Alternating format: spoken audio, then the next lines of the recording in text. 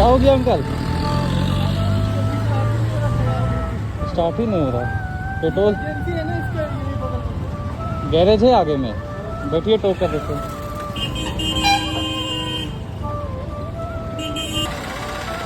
ये तो नया स्कूटी है, तो स्टार्ट कैसे नहीं हो रहा?